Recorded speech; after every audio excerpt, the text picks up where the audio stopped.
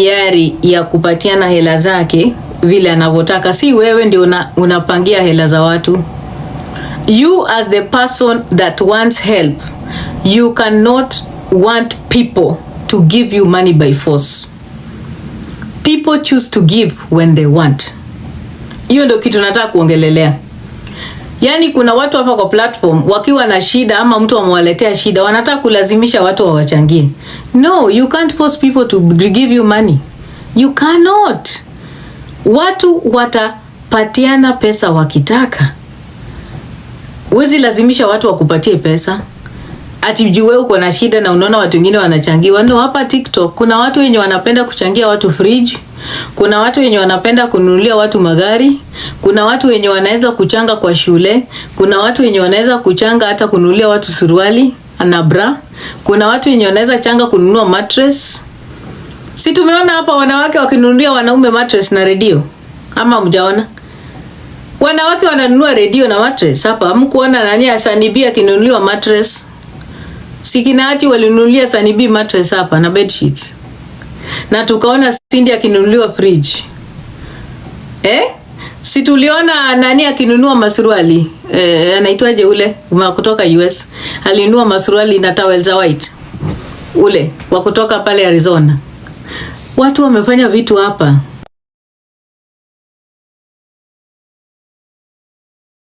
Hello guys, it's your girl Patience Status. Welcome and welcome back to my YouTube channel. If it's your first time here, make sure you hit the subscription box and put on the notification bell so that you don't forget any time I post a new video. Remember, I'm the queen of online gossip. So welcome to today's video. Don't forget to give it a like and leave a comment on the comment section. Press on the heart me, you put the live on the FYP. This is an awareness live, and so it's important that we put it out there so you know what we are doing. I want to give you guys an update about what we've been doing about mental illness, mental health, and what's been going on the ground and what we are going to be doing in Kenya. So that's why I need you guys to keep clicking the heart me's, guys. Tukifika 25k I shall begin. So thank you so much. Asanteni. Click up juu. Asanteni. Those of you are just joining in, welcome to the live. Asanteni kabisa. Asante. Click up there, you click the heart me as we go. Thank you all of you. Moderators, please be aware. I need this live protected as usual.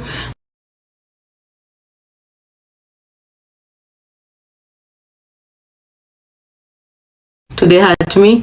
Thank you guys. Linda Rem. Sawa, asante. Tuendelee. Sasa it has come to my attention. It has come to my attention that there are some chip noise makers somewhere making noise. It has come to my attention that there kuna chiriku. Maviriku, inaitwa chiriku ama machiriku ama chibiku ama inaitwaje ni nini? Wanapiga kelele mahali, wamepiga kelele mahali. Chui. First of all, I would like to thank all the people that have been supporting Team Bipolar. Thank you so much for those of you who have been supporting Team Bipolar. I have so much respect for you. I appreciate the fact that you take your time and your resources to support the work that we do or we intend to do. So asanteni sana. Ebu mpigeni makofi. Oh Shari, thank you so much. Ebu pigeni makofi ya supporters tafadhali. Makofi uko chini. Thank you Chiri. So I would like to first of all thank the people that take their time and believe in us, believe in what we do and everything that we are about to do. So thank you. Those of you who give to us, we have so much respect for you. Thank you. Thank you for believing in us and the work that we intend to do and the work we are doing. So asanteni, because you are so important. You mean a lot. You make commitment. You commit your resources. You commit your time. You believe in our vision. You believe in what we work for. So thank you, and I appreciate you especially kabisa. Every day, may good things come your way. May you get more from where that came from. Asanteni. Thank you for what you have been past and into the future. Thank you so much. So as Team Bipolar, we are going to have our first ever event in Nairobi, Kenya. We are going to have a peaceful march in Nairobi, Kenya on the 20th of December 2025. So we are going to have this march been organized by Team Bipolar. It has been organized and is being fully funded by Team Bipolar. So we do not take that for granted. We are going to be creating awareness in Nairobi about bipolar disorder, because bipolar is a mental illness that is affecting so many people in many ways than one, and a lot of people are afraid of having conversations about mental illness in Nairobi. Thank you, Blue Ivy. So we are going to be having our first ever event in the ground, not online. Thank you, Blue. We are going to be organizing an event down, and this is what's going to happen in our event. First of all, let me make it clear. Our event is a peaceful march, a peaceful event that will begin in Uhuru Park. The posters for our march will be out. We were supposed to have them out today, but unfortunately the person that's supposed to get the video rolling so that it fits a social media advert has asked for more time. So we'll have the official posters out on Monday. And the reason why we couldn't bring them out today is because we needed documentation from the police and the County of Nairobi, written and stamped, and so we got those. So tafadhalini, this event is being properly organized by a person or persons that have been part of events in Nairobi. Let me make this clear. Mimi kama Diana Rose, I have organized protests in Nairobi 3 times. So I do know the logistics and what is required for you to organize a protest. You must notify the police because it's important. You notify the police so that they are aware you are going to be having a peaceful march. The reason why you must notify the police is because the police need to know of any activity so that they do not deem it an illegal assembly. Constitutionally, we have the right to picket, assemble, and demonstrate by the Constitution. But because of our safety, and because we understand the stigma around bipolar, and we understand the ignorance around some people on this platform, the reason why they are out there trying to make a lot of noise, we decided to involve the police fully. And the police will work with us from Uhuru Park. They will be with us all the way till we walk and we come back. Anybody on this platform that will try to do anything stupid in our work will face the consequences of the law. And I have taken screenshots from a live particular one that is trying to issue threats to a group like us that is trying to create awareness. My friend, fanya fujo uone tarehe 20. Nimewapatia hiyo, ndio mtajua Diana Rose ni nani. Ndio mtajua Diana Rose ni nani. Nimewaambia jaribuni. Niko hapo na nyinyi. I'll be in America but mutafeel my presence in Kenya. Nimewaambia mufanye fujo muone. Karibuni, kujeni. I'm waiting for you. Come, mukuje na watu wenu. Umesikia? That event will be protected, monitored by the police from morning mpaka mwisho. Mimi mwenyewe as Diana Rose, I am making sure of that. And I have organized protests before. Sio mtu kama kijinga kingine kinaitwa V8 akuje kunionesha vile nafaa kufanya protest. Now, let me educate the bimbo that is V8, Ati and Black Forest. Mabimbo, skizeni. The official colors for bipolar are black and white.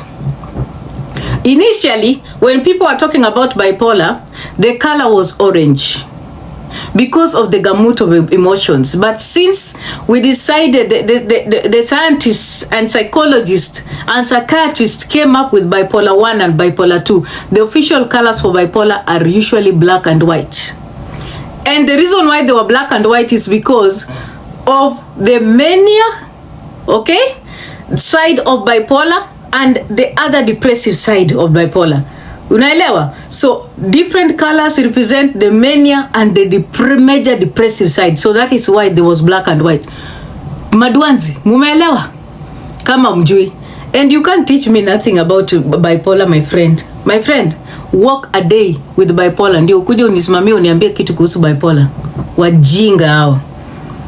that you sit on a platform and you asking what colors are for bipolar. And let me say another thing. There is no official day for creating awareness about mental illness anywhere in the world. We can only have an official day to celebrate a particular mental illness, but awareness is a continuous process. You can do it any day. World AIDS Day is December 1st. It does not mean we stop talking about HIV prevalence in Kenya or in Nairobi. Don't you see research still being done about HIV? People are still talking about HIV. People are still being told about the importance of using protection and getting tested. That is awareness. People don't stop talking about diseases just because there's a particular day to celebrate the Madwanzi, Vichwa Pomblo. Awareness about mental health is a continuous process, and it begins from somewhere. And we encourage anybody that wants to start a march or awareness, we will join in. Ukitaka kufanya anything ya awareness kuhusu mental health, mental illness, we will support you as Team Bipolar. We are pro mental health. We will support anybody that wants to support us. We support anyone that is doing the things that we support. We will be there fully. Umesikia? There are things and values that we endeavor and we will work with them. It doesn't matter. And we encourage many groups of people to go out and do awareness. They don't have to be Team Bipolar. You can go and do awareness by yourself. Creating awareness does not belong to me or another person. Creating awareness is the role and duty of a person that has seen a need, and then they take it upon themselves to take care of that need. That is what awareness is all about. And for you to create awareness, you have to relate. You have to relate. You have to understand. You have to have the need to talk about an issue because you are seeing that there is a gap. And the gap on mental illness in Kenya is huge. So there should be many key players. We welcome anybody who wants to join us for the march that is peaceful on the 20th at Uhuru Park. You are welcome. Come peacefully. You will walk with us, help us distribute the placards. We will have 1,000 flags. We will have 1,000 wristbands. We will have t-shirts on the ground. We will have paper caps. We will have pamphlets written by Diana Ross herself, because I am talking about creating awareness in a language that Kenyans will understand. It's important that I do so in a language that Kenyans will understand, speaking from a person that has bipolar. And I'm not saying that bipolar is the same in Diana as another person. No, mental illness always manifests itself differently in each and every person.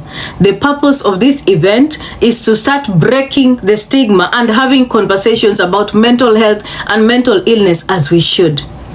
Those of you that are asking, mbona hatukuongea vile Kimani alikufa? My friend, mimi nimekuwa nikiongelelea bipolar before even Kimani akufe. And I talked about him a lot. I talked about medications personally. And so, wewe, you cannot direct us on when we should talk or when we should not talk. It's not your duty. If you feel that you want to talk about bipolar, enda kwa street, wenda ongelele. Start and organize your own event. Go do it. If we find it good, we shall join you. Kwani ni kesho? You're free to do so. Unasikia? Mwache wivu na panganga ya bure. And again, events, awareness, activism requires resources. Mnafikiria eti unaweza kuenda kwa platform, uende pale hivyo kwa street, t-shirt tutaenda kuokota kwa mti? Hatuendi kuokota t-shirt kwa mti. T-shirt inanunuliwa. That is why people are funding the movement. That is why activism requires resources. People are funding the pamphlet, people are funding the capes, people are funding the wristbands, people are funding the stickers for the vehicles. You think zitatengenezwa wapi? Unafikiria zitatolewa kwa mti? Awareness requires money, requires resources, and people who believe in the awareness campaign are putting in their money and their resources. Unasikia? Those who believe in it. If you don't believe, you can kaa kando. Nani amekulazimisha? Nobody. Nobody has forced you to be a part of it. Unasikia? So if you feel offended by what we are going to be doing, stay away from it. But don't try and come to disrupt. Unasikia? Ati uko hapo pale unaanza kusema vile ati mapicha zitapelekea wazungu. Ulikuwa unataka picha zipelekee nyanyako. Mapicha zitapelekea wazungu. Yes. Yes. Lia. Anza kupiga nduru. Picha zitawekwa kwa website, zitawekwa kwa YouTube channel. They will be there because we want to document our work. It's called accountability.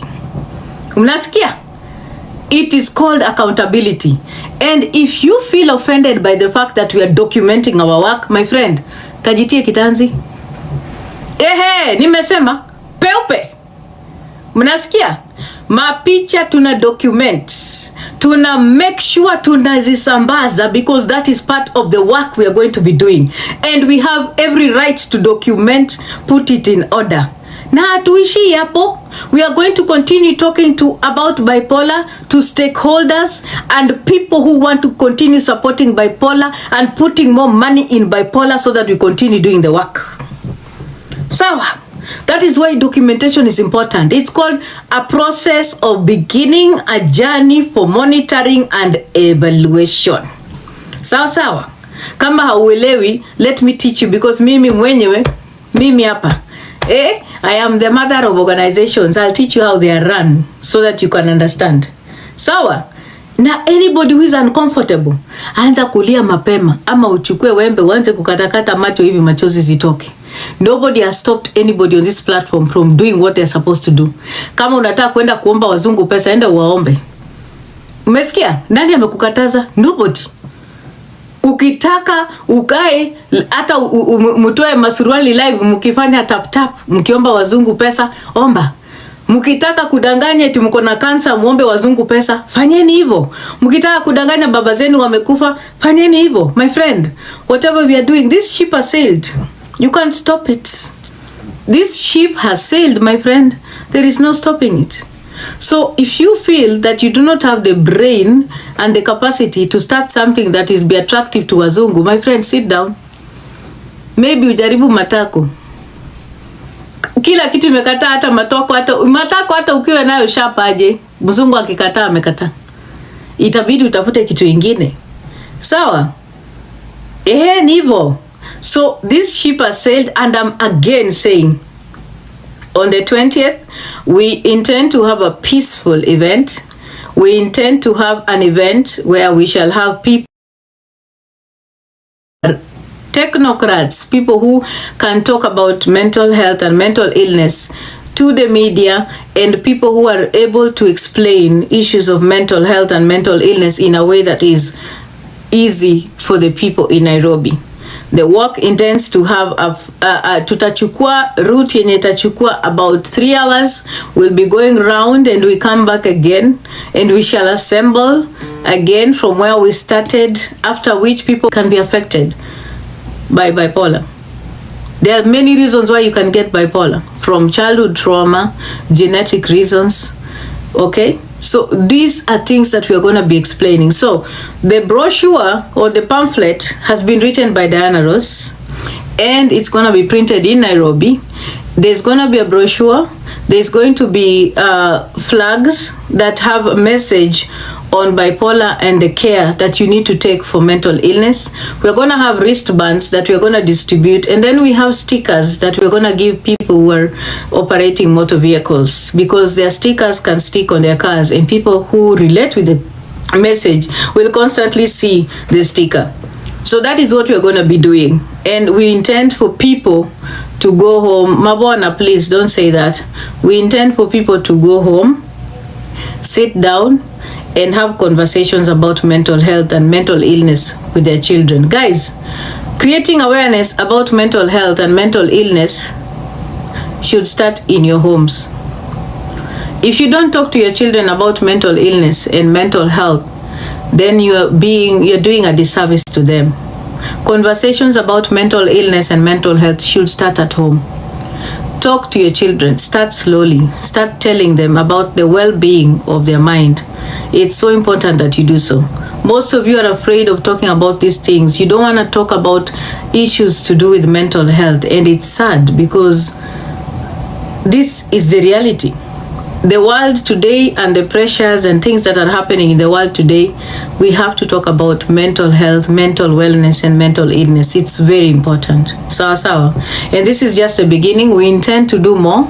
And again, I'm very grateful to those of you that have supported our causes and continue to do so. Thank you so much. Asanteni, and we appreciate you. Sawa, tusikwini mambo.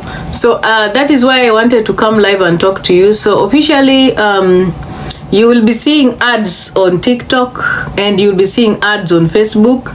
And by the way, let me make this clear.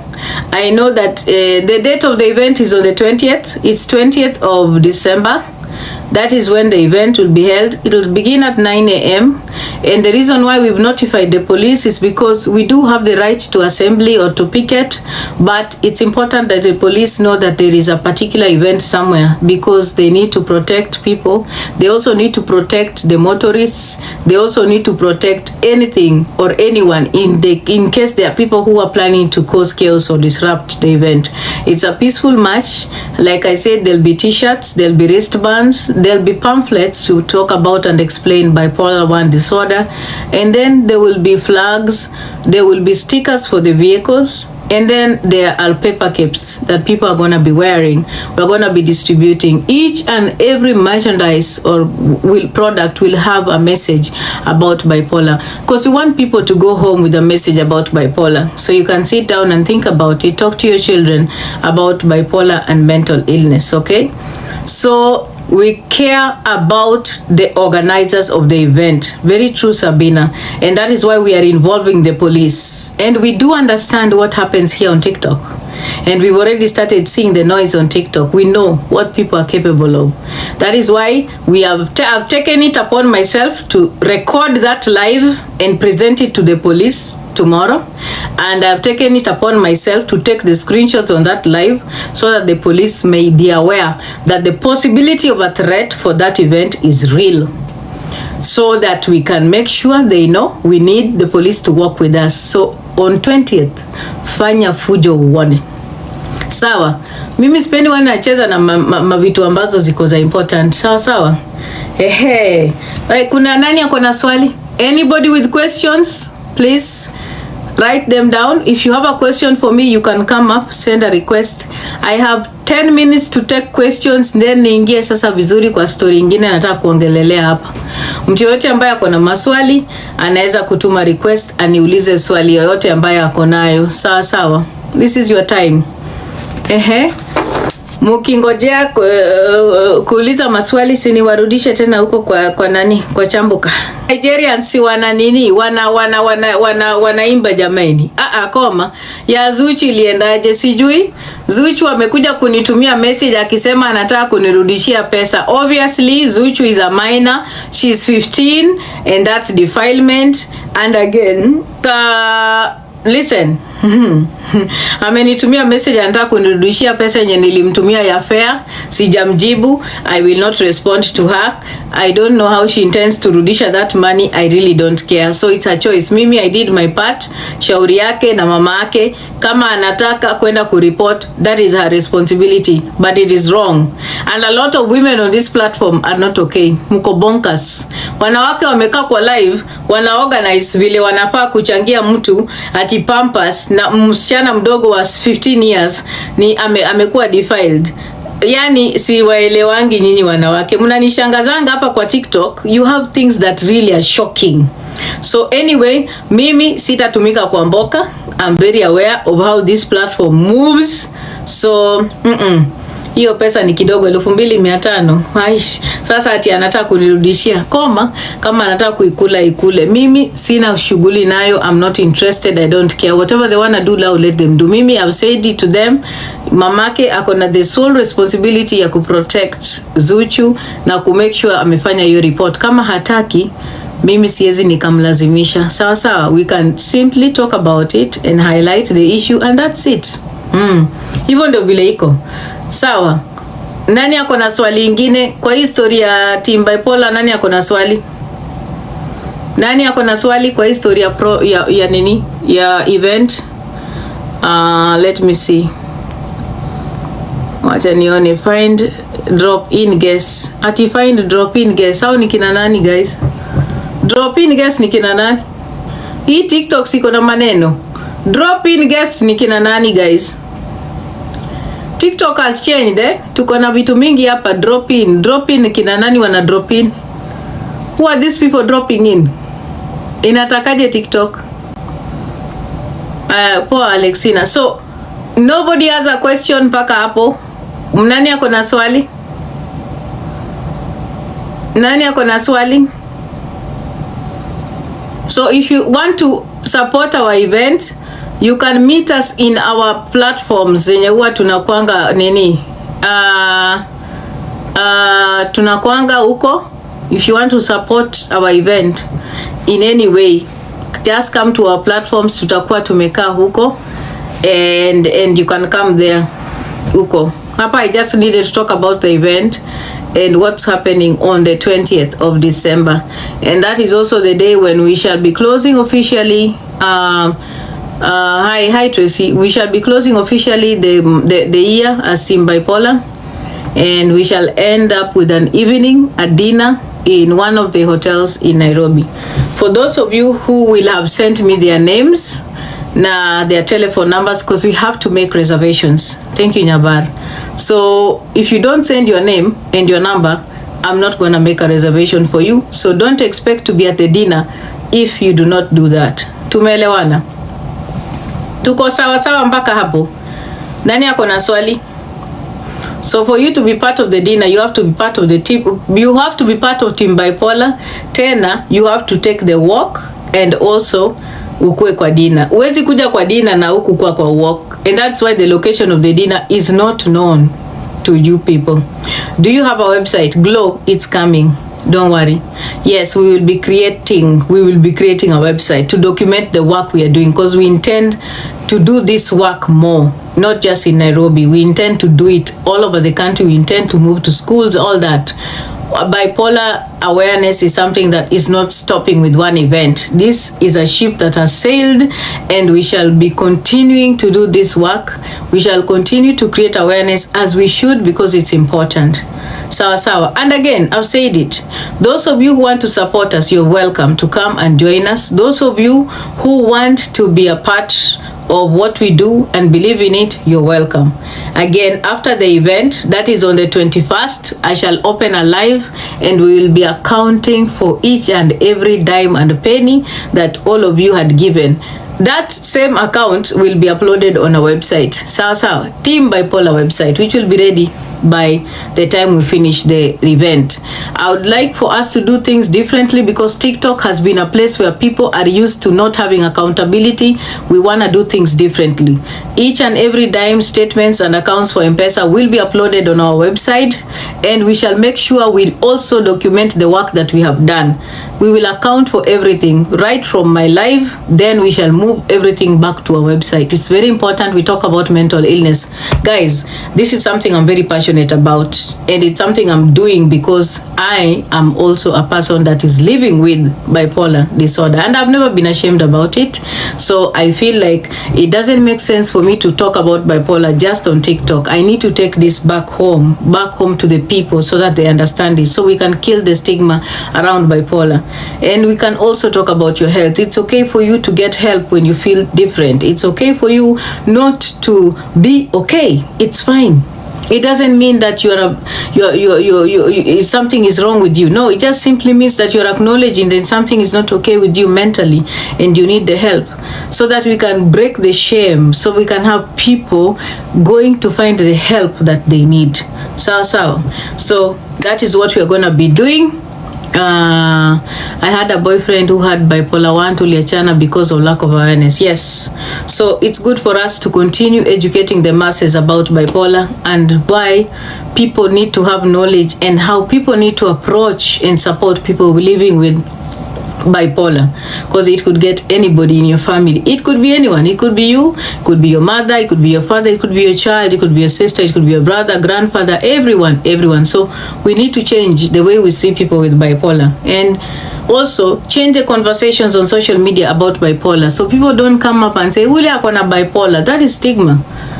You don't need to talk like that. Sawa. People with bipolar are human. They live normal lives. They do okay. They do whatever they need to do okay with no issues and okay with no issues and okay with no issues and normal healthy lives. People with bipolar do that. They live like that. Haya, kama kuna swali mniambie. Ngojeni kwanza.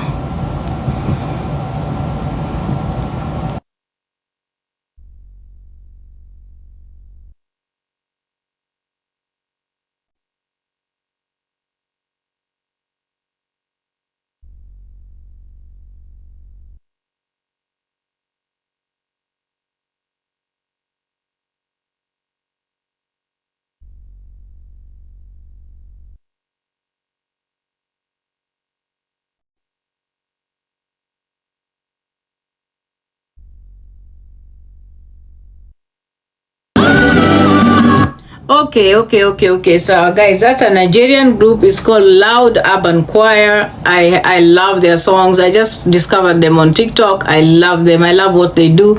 So once again, Mimi, I'm done. Sidhani kama kuna anything going on TikTok. Anything new? Any conversations? I don't want to talk about King Master or Lioness. I don't. I respect myself so much. I don't want to get involved in nonsense. What else? Kuna nini tena? What else is new on TikTok? Nothing. Sioni. I hope all of you are getting ready for the holidays, and tafadhali, like I said before, and I'll always repeat this, prioritize yourself this festive season. Don't save money to go and take care of your in-laws. Save money to take care of yourself. Save money to take care of your children. Save money to put money in your pockets. Save money to be happy. Make yourself happy before you make a mother-in-law, father-in-law, brother-in-law, sister-in-law happy. Don't take your children to the village to be traumatized. If you know you come from a place where there is issues with the siblings, where a doctor is respected more than a teacher is respected more than a business person with a shop in the village, please don't subject your children to trauma. Protect your children. It's the festive season. It is so important that we take care of our mental health. This is the time when mental illness is like really on a raging path. So please take care of your mental health as we head to Christmas, as we head to the festive season. Protect yourself. It's so important that you do. Anyway, I saw something kwa Don King. And let me say this. Anybody on TikTok that comes here and needs help, getting help is not your right. You do not have a right over anybody's money on TikTok. When people choose to give, it is a choice. It is a privilege to be given. Nobody has the right to give you their money. Watu wakikupatia pesa wanakupatia kwa sababu wameamua kukupatia pesa na wameamua kukusaidia. So you thinking that because ya shida yako you have a right to get money, that one is entitlement. No one has the right to receive anybody's money on TikTok. People give by choice. People give because they relate with whatever people are doing, and it's okay. Ukikuja TikTok and people are not relating with what you're doing, that is also okay. It's upon you. There are people who will support you, there are people who will be okay, there are people who will not be okay. The fact that somebody has money does not mean they need to support you. No. People make choices about who to support and where to support, and people on TikTok need to be okay with that. Hakuna mtu mwenye akona right ya kukupatia pesa yake hapa kwa TikTok. Mtu akikupatia pesa anakupatia kwa sababu anaweza na anapenda na anataka. It's a choice. Especially when they are of their sane mind. Siongelelei wenye wanachukuliwa pesa wakiwa walevi, wakiwa na mental illness. No. I'm talking about people who are with it, people who are coherent. Nobody on this platform has a right to anybody's money. So ukikuja live kuanza kuambia watu eti watu wengine wanachangiwa, wengine hawasaidiwi, my friend. Watu ambao wanatoa pesa wako na right ya kupatiana pesa pepote pale ambapo wanataka kupatiana pesa. Yes, we can talk about issues, we can talk about causes or hii kitu, we can talk about I'm on this platform na uanze kusikia vibaya tuseme eti wewe usaidiwi na watu wengine wanasaidiwa. Mtu ako na hiari ya kupatiana hela zake vile anavyotaka, si wewe ndio unapangia hela za watu. You as the person that wants help, you cannot want people to give you money by force. People choose to give when they want. Hiyo ndio kitu nataka kuongelelea. Yani kuna watu hapa kwa platform wakiwa na shida ama mtu amewaletea shida wanataka kulazimisha watu wawachangie. No, you can't force people to give you money. You cannot. Watu watapatiana pesa wakitaka. Huwezi lazimisha watu wakupatie pesa. Ati juu wewe uko na shida na unaona watu wengine wanachangiwa. No, hapa TikTok kuna watu wenye wanapenda kuchangia watu fridge. Kuna watu wenye wanapenda kununulia watu magari. Kuna watu wenye wanaweza kuchanga kwa shule. Kuna watu wenye wanaweza kuchanga hata kununulia watu suruali na bra. Kuna watu wenye wanaweza changa kununua mattress. Si tumeona hapa wanawake wakinunulia wanaume mattress na radio? Ama mjaona?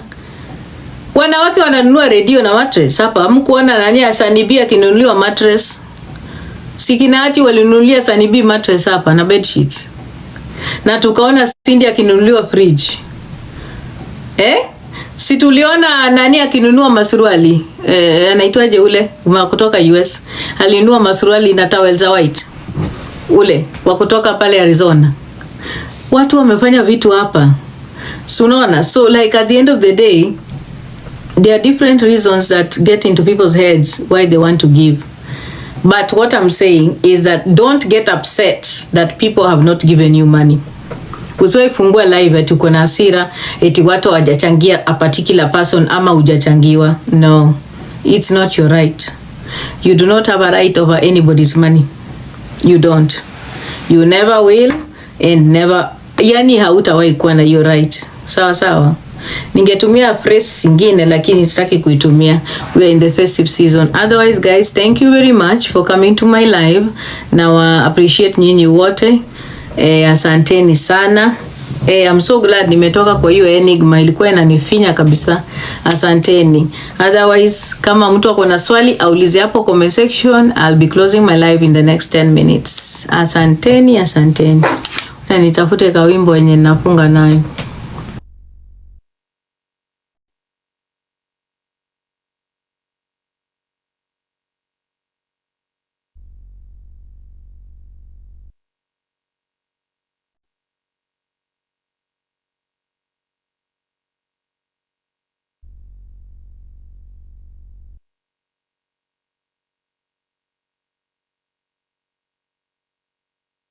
Nikifunga, don't forget tomorrow we'll be talking about Gladys Wanga. Msisahau kesho tutakuwa tukiongelelea Gladys Wanga. We had said that mchambo ambayo tutakuwa tukifanya moving forward itakuwa ni michambo ya counties, michambo ya history ya was politician.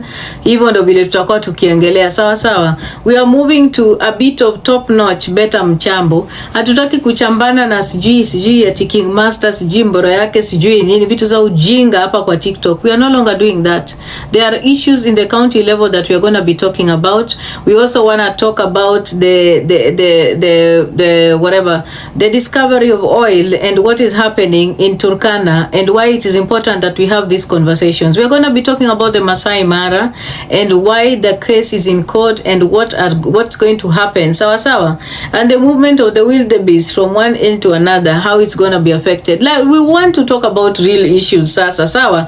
Hatutaki kuongelelea hizi vitu ndogo ndogo za TikTok, vitu asijui nani ametuma matiti yake sijui wapi. No, we are moving forward to better content. Sawa sawa.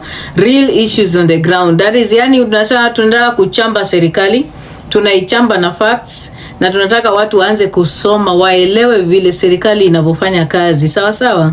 Tunataka kuongelelea Tulo, Galana, the Gulf. We want to talk about Lamu and why the oil pipeline and the discovery of oil in Kenya is vital.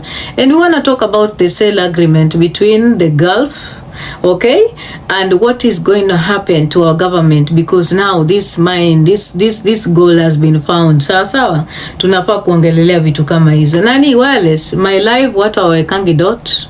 That is a warning to you. I will block you. Platform yangu people don't put dots. Sawa sawa. Before nifunge live yangu, turudi kwa chai kidogo. Just a little bit. I want to mention something about the Odinga family and the Kenyattas. Tuliongea juzi tukasema kitu. Let us be honest. When we talk about colonization, ebu block mwenye ameweka dot kwa live yangu. Huyo Kevin Mutungi. Block mara moja. Kwanza wacha ni block asiwahi kuona live yangu hata kidogo. Sitaki ujinga mimi. Don't want stupid people on my live. Unakuja kuweka dot kwa live yangu kwa nini? Asante Kajiado. Haya. Now, tumekuwa tukiongelelea watu weupe, colonialism, mulisema the father of Kenya's freedom ni nani? Hebu mniandikia hapo kwa platform. Mulisema the father of your nation, the founder. The founding father ni nani? Si mtu andikia hapo chini.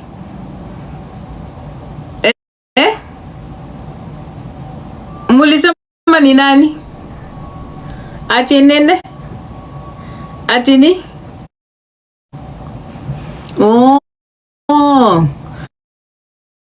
Na alikuwa na wa free from which people? Kenyatta was freeing you people from who? Ebu mniandikia hapo chini, sitaki kusema hapa kwa nini kwa Kizungu. TikTok itaniangusha. Jomo Kenyatta was freeing you from which people? From? Amtaki kuandika?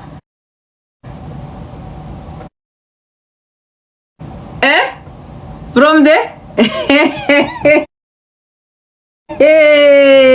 Chekesha.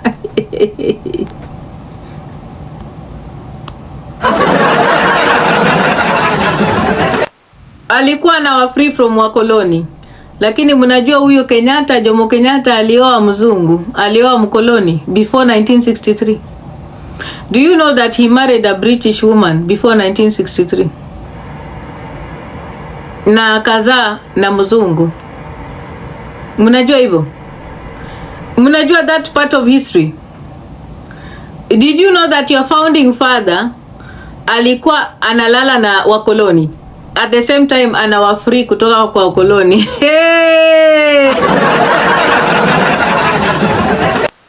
Oh yeah! Jamani. Guys, this world, kuliliona mnajera mwingine akisema this life no balance. The same person that was fighting for Kenya to be free from colonialists was in bed with colonialists. Jamani. And this is why when we talk about the Mau Mau and we talk about the role that Jomo Kenyatta played in harming the people of Mau Mau and the people in the Kikuyu community, a lot of you don't want this truth, because Jomo Kenyatta was the first person that ever betrayed Kenya. He slept with the enemy.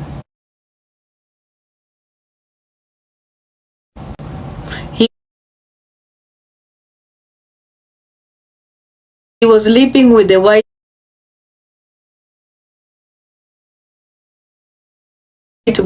colonialists.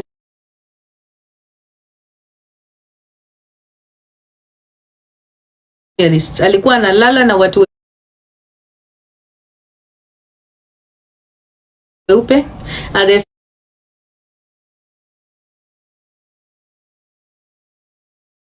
same time anawadanganya kama wa Kenya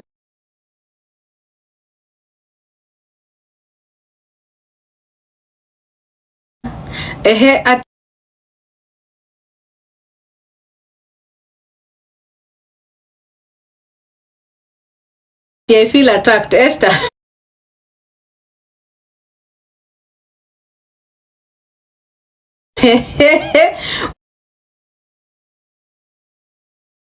Mlikuwa mnadanganywa. Sawa, huyo ndio baba yenu. Guys, I love history. Tutakuwa tunaenda back deep in history so that muelewe. Sasa woi alikuwa amerudi. Unasikia, by the way, Kenyatta married the white woman in 1942. Tumeelewana? Na alimuoa, and this lady was from the Wakoloni dynasty. Umesikia? Alikuwa mtoto na alikuwa na uhusiano na the family ambayo ilikuwa ina colonize Kenya. Mumenielewa vizuri? Ama mnataka niwasomee? Kwa sababu most of you don't like to read. Mnataka niwasomee? Alikuwa anatoka kwa wale mabaroness ambao walikuwa making decisions about colonizing African countries. That is where your your founding father married. Mumeelewa? Hapo ndiye alipata bibi wake wa kwanza anaitwa Edna. Jomo Kenyatta's first wife was called Edna Clark. And this is a part of history all of you need to know. Sawa sawa. Na walizaa kijana mmoja. Mnataka niwasome? Because mtasema Diana Ross anawaletea story ya jaba. Go and read. Enda mkatafute. Angalieni Jomo Kenyatta's first wife. Who was Jomo Kenyatta's first wife? And when did he get married to her? Sawa. Endeni mkasome na mtapata walizaa mpaka mtoto. Waliget married 42. I think they had the baby in 1945 or 43 or something. Sawa sawa.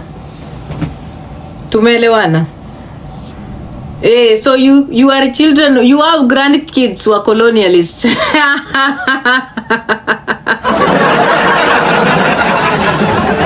Muko na grandkids wa wakoloni. Mumesikia guys? Your founding father. Adoa nyoba. Adoa nyoba. Muko na watoto wa wakoloni. You have white traits in you. No wonder wengine wenu muko wasaliti sana. Sasa naelewa hii kitu. Guys, now history is very beautiful. Now I'm getting it. Adoa nyoba. Mnasikia? That is why you need to protect sometimes your own. Kwa sababu this is something that affected most of you. Mnasikia? And the time when the Mau walikuwa wanajaribu kunyakua the land from wakoloni. Guess nani alikuwa anaua wa Mau? Hebu mniandikie hapo chini. That's the dark part of Kenyatta yenye mtakangi kuongelelea. So we said we are going to talk about the founding fathers, quote unquote. Tutaongelelea Jaramogi, tutaongelelea Kenyatta. Tutaongelelea kila mtu, hata kina Tomboya, tutaenda huko. Hakuna pali tutaacha. Sawa sawa. Now most of you need to understand your history, so that when you know your history, you can relate the behavior of politicians with the history. Because some of you hamuelewi historia yenu ya kisiasa, historia ya wanasiasa. Ndio maana mkikuja hapa kuongea about politics, you speak from a place of ignorance. You don't understand. Kenyatta was a sellout. Kenyatta was one of Kenya's biggest sellouts because he was the one that was sleeping with the enemy, dining with the enemy, being rewarded land in terms of wealth by the enemy, and he was unaliving Kikuyus, the Mau Mau. Yes, that's what he did with the Mau Mau. Those freedom fighters that ati alikuwa ameshikwa na hao, that was just a prodigy. I'm telling you, hizo tu zilikuwa decoy. Kenyatta alikuwa mastermind ya kumaliza wale walikuwa wanapigania uhuru kwa ukweli. He was the mastermind behind it. Kuwamaliza na kuwatoa kabisa. Alikuwa anatumika na serikali kumaliza wale wa Kikuyu wenye walikuwa wanaingia kwa forest genuinely to protect the lands and to protect the people. He was a sellout. Because you cannot say you are fighting for freedom while you're also sleeping with the enemy. Sawa. Tomorrow Saturday we shall be talking about Gladys Wanga, her political career and her entrance into politics, and the relationship between Gladys Wanga, ODM, Otieno Kajwang the late, and Raila Odinga. We will touch on Ida Odinga a little bit, alafu tutaenda hivyo. Sawa. Hivyo ndo vile iko. Yes, he behaved like Samson and Delilah. It's important that we have these conversations because yes, he did steal land. He stole the land.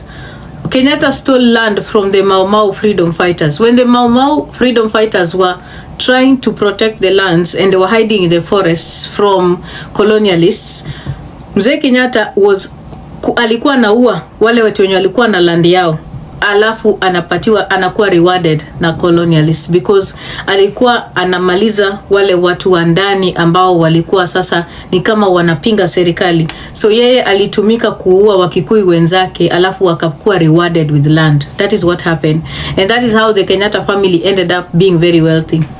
Tumeelewana? Each and every family here iko na historia.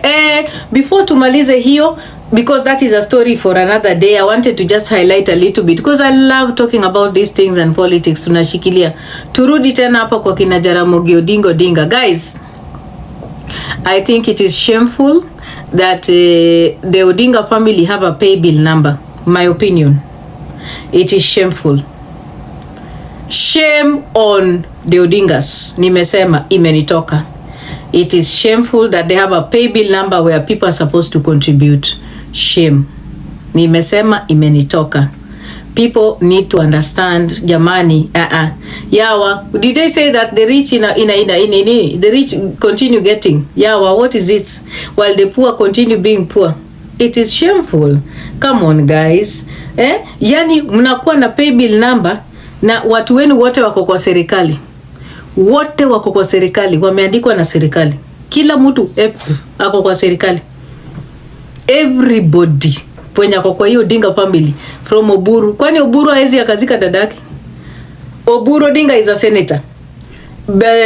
Ruth is a senator. Ruth is a women rep. These two people alone are wametosha kuzika dada yao. Ati waliweka pay bill. Shame. Shameful. Which quote? Aibu. Nimesema imenitoka. Shameful, shame. And that is why it's important for us as people in Luo Nyanza to get rid of Odingaism. Nimewambia, kama hamtatoa hiyo story ya Odingaism hapo hivyo Nyanza, hengo mutalia. We need change. The old guard, hiyo ma ODM old guard, they need to be wiped away kabisa. And I told you, the death of Raila Odinga is going to pave way for so many things yenye mjawai kuona. Niliwaambia, mtaona biashara imeisha. Mtaona hapa tukielekea 2027. And I think it is shameful that happened. Unasikia? Because it even goes against the ideals of Raila Odinga. He did not want things like that. Hakuwa anataka vitu kama hizo. Kwa nini tena wanaweka hapo ati kuna mchango? Now, let's go back to culture a little bit. Because mimi, I also love, sometimes I listen to culture and I pay attention to culture. Culturally, tukifuata mila za Kijaluo na desturi za Kijaluo, Beryl hafai kuzikwa kwa boma ya baba yake. Hiyo ni culture, tukiangalia culture, because some of you love culture. And that's why I told you, as Diana Ross, I reject culture. That is why my bride price was never paid. Nilisema no. I do not want to be entangled in issues like that. Mimi nilikata. There is no ng'ombe that will ever be counted on Diana Ross's name. I'm not that cheap. You cannot equate me, a whole Diana Ross, with 8 cows that are thin and shaking in the cold. Never. Hati unachukua mangombe zinatetemeka mnaingiza kwa pickup, mnakuja kunimwagia hati nyombo. Mimi nijikute. Siwezi. I can never be equated to cows, goats or chicken or men and money in envelopes. Not me, Diana Ross. Never. Ati wanaume wamekaa chini wana negotiate. Ati koro maa pesa di. Ati bahasha. Bahasha bate. Mimi, Diana Ross, I respect myself. Never. And that is why when I got married, I told my husband, my friend, kuja hapa nikwambie kitu. There will be nothing like cows on my head. My mama died That is the person you can go and honor mali amezikwa, period. That is it. There will be no ceremony in honor of Diana Ross marriage. My marriage is between you and I. We are going to live, you and I. Our family will be you and I, period. Any extracurricular activities I do not want, we do not get involved in. There was no bride price paid on me, on my head, never. And that is why when my husband died, I buried him wherever I wanted to bury him. And there was no drama. I was in full and total control. Anybody mwenye angejaribu kuleta drama, fanya fujo uone. Mimi Diana Ross. So most of you muna get involved in culture, and then hapo katikati unataka kutoka kwa culture. My friend, utajifunga. Sasa ona mwanamke ambaye amesoma, amekuwa mpaka lawyer, anaenda kupitishwa juu ya fence kwa sababu ya mila. Chekesha. Hey!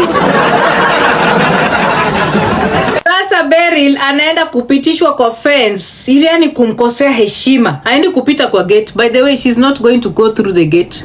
Kwa mila ya Wajaluo, Beryl haendi kupita kwa gate akiingizwa maiti yake. Imagine you are being disrespected even when you are in a sanduku. Mimi Diana Ross. Ati watu wandewa wachukue mwili yangu wapitishe pale kwa gate juu ya Ojwok, wakienda kunizika kwa boma. Hey, nijikute. Never. Can never be me.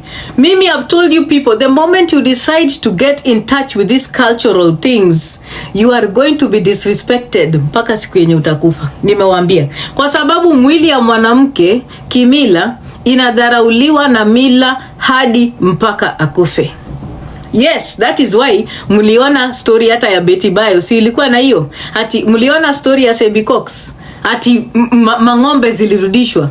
Ng'ombe zenye Steve alipeleka kwa kina Sebi zilikuwa zinakohoa. Hata hiyo live yenye ilikuwa inakuwa stream live, tuliweza kusikia ng'ombe zikikohoa. Nani amewahi sikia ng'ombe ikikohoa?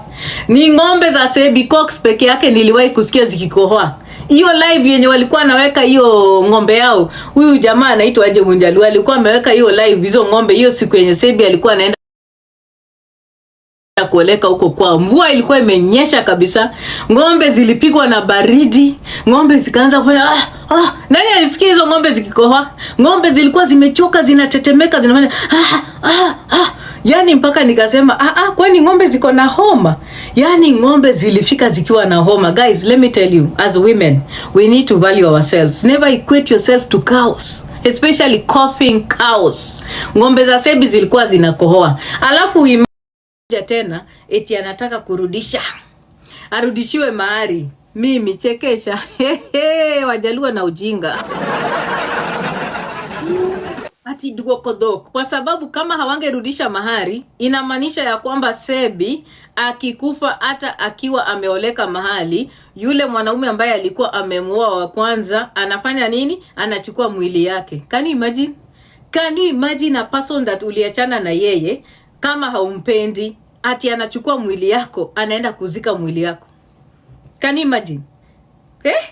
Mwenye alikuletea kuku 3 na ng'ombe zinakohoa zikitetemeka kwa pickup, nijikute. Guys, mimi I would never want that. Please, when you die, that is your last celebration kwa hii dunia. It should not be a place where people are now negotiating over your dead body. Ati mara tumpeleke game, mara tumpeleke Yala, mara tumpeleke Migori. Please, women, let me tell you something. Anzeni kujiheshimu. Stop getting involved in cultural practices that are retrogressive na zinawarudisha nyuma na zinawadhalilisha. Acha nini nazo. Hakuna mwanamke yoyote ambaye anaweza kulinganishwa na ng'ombe kwa hii dunia. You are not worth the price of 8 cows or 20 cows or 30 cows. Your life is not worth the price of any cows in this world. The life of women is so priceless. There is no price tag to it. You are a woman, you are powerful, your identity as you are is priceless. There is no price tag. Hata mwanaume alete milioni 10, hata alete bilioni 10, there is no price tag that can ever be placed on any woman whatsoever that will fit. Hakuna. None.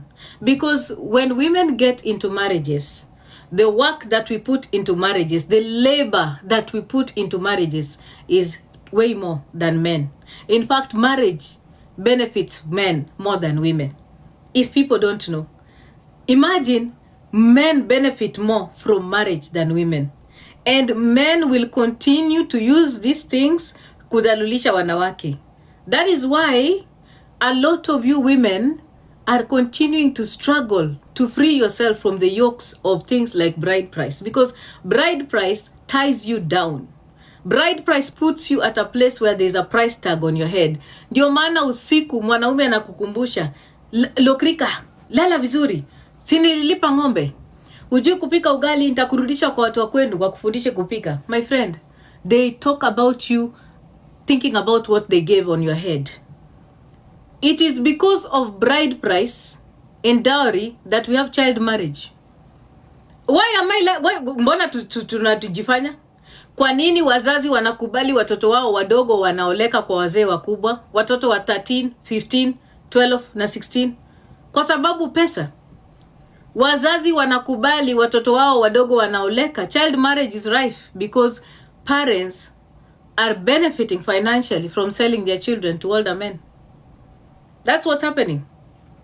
Because of bride price, the existence of bride price. That is why watoto wanaoleka na wazee. Kwani mnataka kujifanya?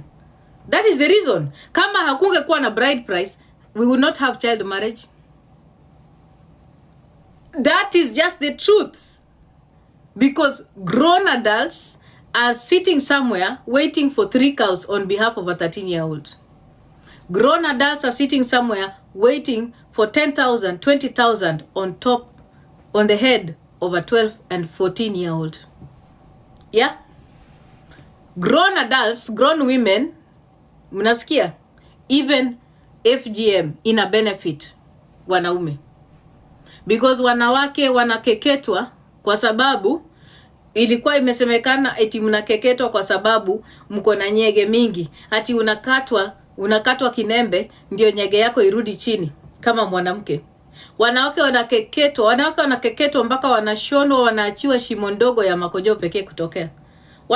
Nani ameona vile wanawake wanakeketwa jamani? Dear TikTok, protect my life. I'm talking about FGM. Wanawake wanakeketwa kwa sababu wanafaa kuwekwa ili wakue wako virgins wakati wataoleka kwa wanaume. Ebu mniambie, what is the test for virginity for men? Nani amewahi fanya test ya virginity ya wanaume? Beba mkono uniambie. Tuna test aje wanaume kama wako virgins? Ebu mnibebe mkono mniambie. Anybody kwa comment section mnibebe mkono mniambie vile wanaume wanakuwa tested for virgins. Mniambie. Wanaume wanatestiwa aje ndio tujue hawajawahi lala na wanawake wengine? Ebu mniambie.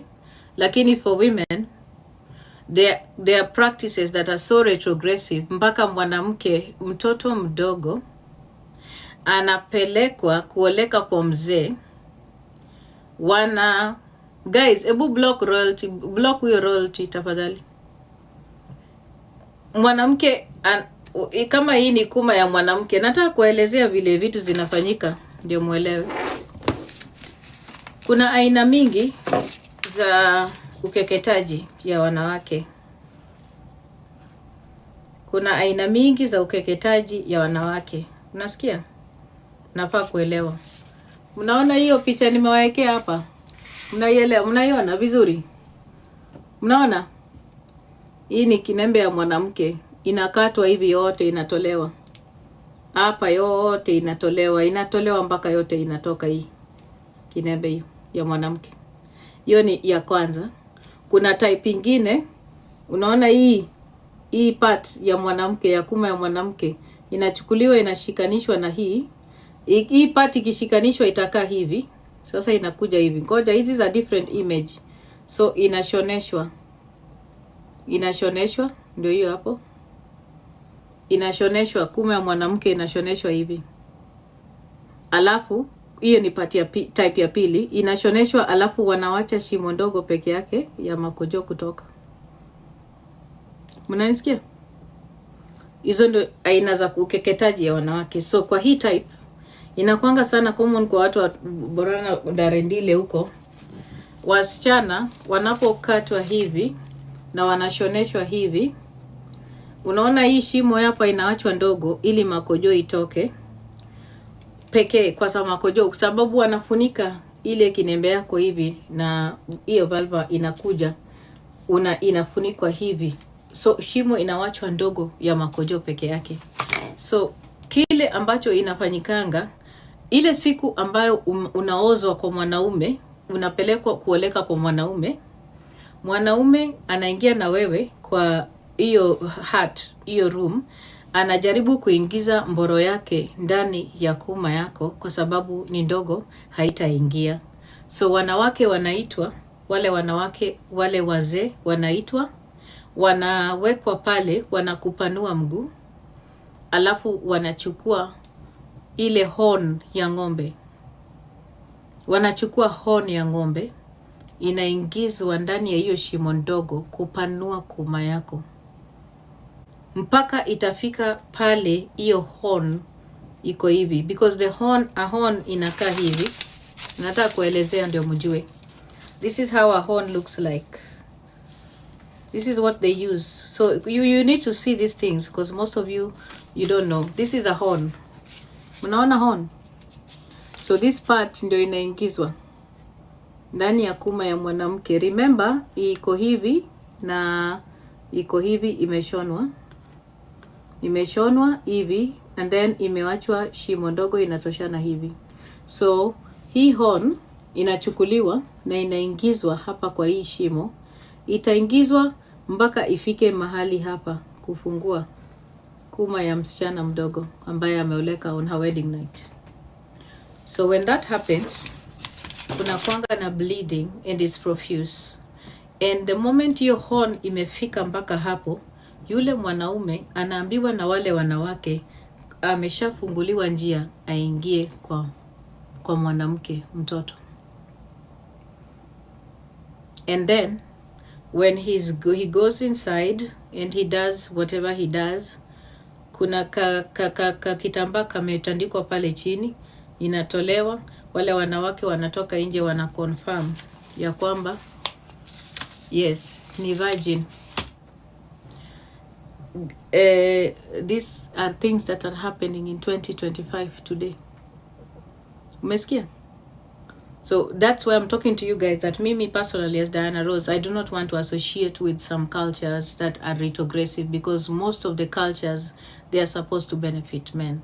And then now, msichana akishika mimba, akiwa ako na hiyo small opening, most of them wanakufanga wakienda kuzaa.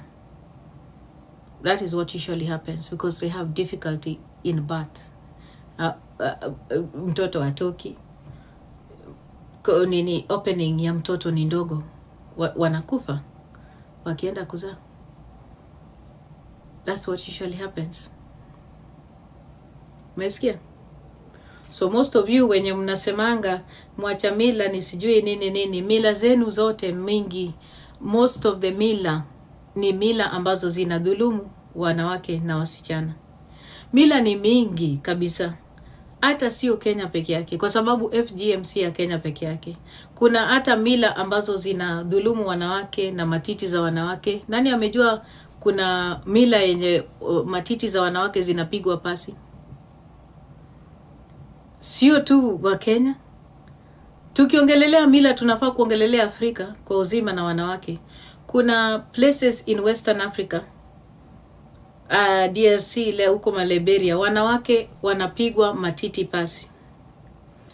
Kama matiti yako imeanza kukua na imesimama, kuna wanawake ambao wanachukua kijiti yenye ni kubwa, wanaweka kwa moto, kando ya moto hivi, kijiti kisha kuwa moto, wanachukua wanafinya kwa matiti yako, ndio matiti yako ikue flat.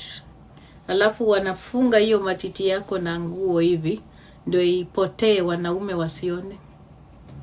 Wanatumianga mawe moto ama wanatumia kijiti moto. Mnafikiria na wadanganya? Wacha niwaletee picha muone, kwa sababu hizi ni vitu zinafanyikia wanawake. Mnafikiria ni nini? Ni uongo. Wanawake bado wanapigwa pasi kwa matiti Afrika. Yeah. So niliwaambia mimi sasa sitaki kuongelelea nini kina Cindy. Hainisaidi.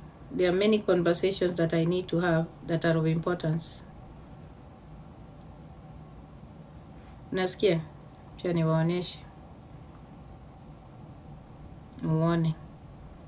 Nafikiria ni uongo. Unaona hapa? Unaona vile mwanamke anawekewa hiyo kijiti? Mnaiona? Anawekewa hiyo kijiti, ni moto, ni kama club, inawekwa kwa matiti yake. Umeona? Inatolewa kando ya jiko ikiwa moto, alafu anachomwa nayo. Umeelewa? Inaekelewa ikiwa moto. So ikishalala chini ndio hiyo inafungwa na tight cloth. Ndio matiti zisisimame, wanaume wasione matiti. It's called the breast ironing. And there are so many more. The list is endless. I can tell you a lot of things that most of you don't even know. Yes, and it's always other women who do it. Hata tukiongelelea FGM hapo Kuria, ni wanawake ndio wanakata vinembe za wanawake, watu wasichana. Ni wanawake ndio wanakata vinembe. Unasikia? Hebu mniambie kama kuna culture yenye wanaume wanachoma nini? Wanachoma mboro zao. Hebu mniambie. Hata mpaka leo kuna wanawake hapa TikTok wanauza vitu za kuingiza kwa kuma ili mfurahishe wanaume, si ndio? Si hapa kwa TikTok kuna watu wanauza musku. Mnaingiza kwa kuma, ati mliambiwa ati mkiingiza kwa kuma itakuwa ndogo na itakuwa tamu kwa mwanaume. Hebu mniambie ni nani anauza hapa vitu za wanaume ndio mboro zao zikuwe kubwa? Hebu mniambie hapa kuna mtu mwenye anauza vitu za kina Mishi Brown wanauza vitu za wanaume mboro zao zikuwe kubwa?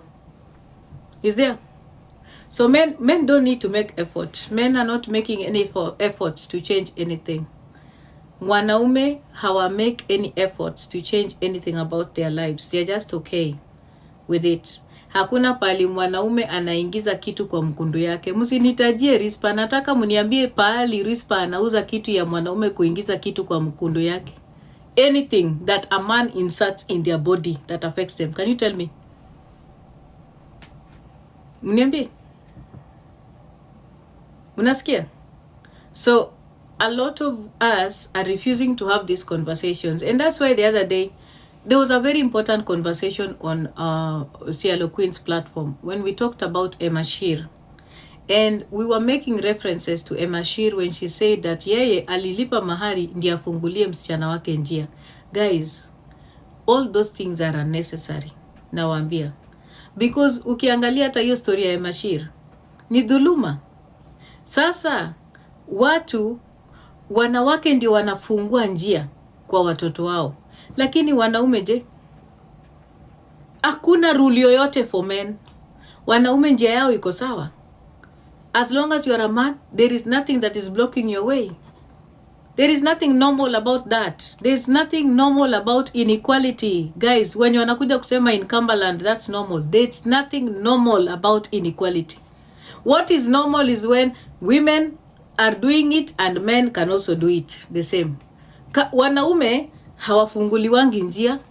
Wanaume wanaweza enda kuoa anytime. Kwa nini mwanamke ndiye anakuwa tasked with the burden ya kufungua njia kwa msichana wake? Guys, think about it. There's a problem.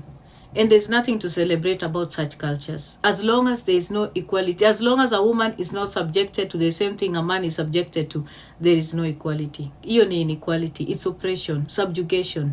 And those are the things we need to be talking about on a daily basis. Because these are issues that are affecting women on a daily basis. There's nothing beautiful about cultures that are retrogressive. Sawa sawa.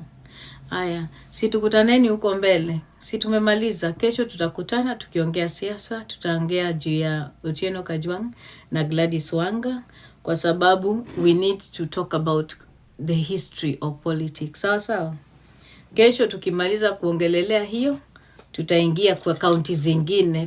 Tumekuwa tumetembelea Nyanza sana, tutarudi kwa kaunti zingine.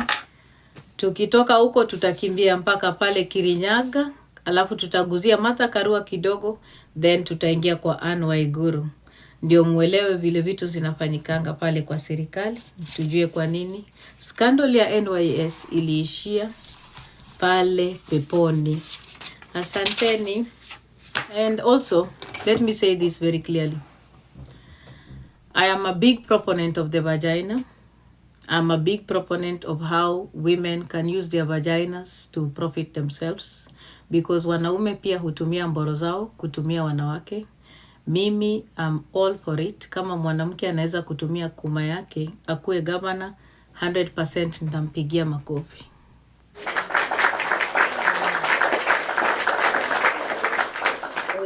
Kwa sababu kuma ni kama tu mkono. It's just an organ in your body. Kama unaweza tumia mkono yako kuandika, is the same way unaweza tumia kuma ujinufaishe. It's just an organ in your body. I don't see why people feel anything different. Tumeelewana? There's nothing different. Tukiongelelea mkono, tunaweza ongelelea kuma. Mtu akitumia akili yake na masomo ili akuwe daktari, hakuna kitu mbaya mtu akitumia kuma yake na anakuwa governor. I'm saying that from my heart. Umesikia? So what we need to teach women is that if you have to use your body for consumerism, at least itumie vizuri. Wacha kupeleka kuma yako pali wewe ndio unakuwa mfanyikazi. Kama lazima mwanaume akutumie, anza kutumia akili yako. Utoke pale na umenufaika na kitu. Umesikia? Sababu wengine wenu hamujui nguvu za kuma yenu. Umeelewa? Tulisemanga kuma ni tool ya chuma, tool ya elevation, ni tool ambayo inaweza ikageuza na kuchange maisha yako. It is a do or die. So if you choose that you're going to use your body for consumerism, you must make sure you make your vagina available in places and spaces where it is respected.